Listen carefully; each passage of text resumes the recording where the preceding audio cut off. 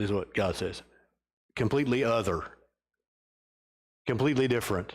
And for these folks, it's set apart for this who is different. Also in this, I got things out of order, sorry. As obedient children.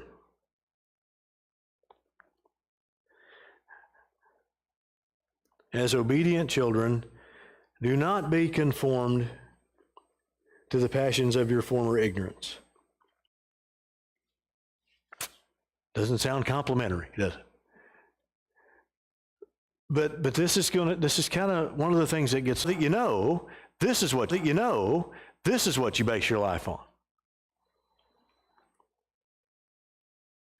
Now that you know, you don't go back to what you did before, to the passions that you had before. And I don't know what hits us. I don't know what hits us whenever we hear that word passions. A lot of times we think of hedonistic sin of some kind, but it doesn't have to be that, right? Former passions can be things like I don't know. How about greed?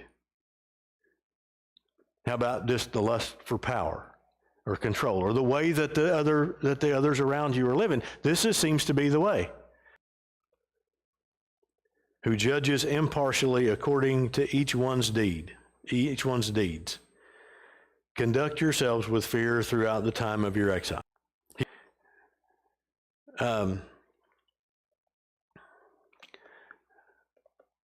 don't want to jump off in that again because it's hard to swim out of everything good. He's with Adam and Eve. Adam and Eve decide that they're going to try to be gods to themselves. Just in itself, quite in them, including us.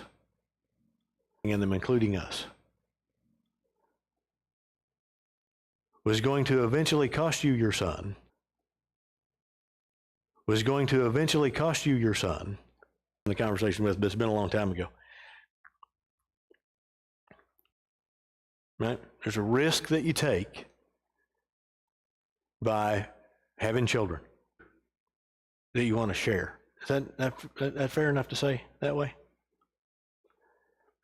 And so if we think about this for just a second, and we don't have much because I really want to get through the rest of chapter 1 because you don't want to listen to me for months on chapter 1.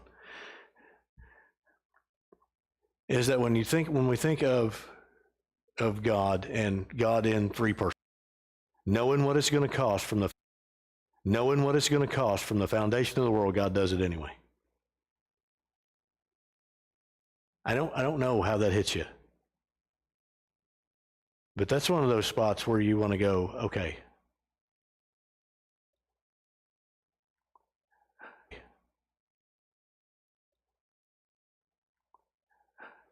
But even in the midst of that,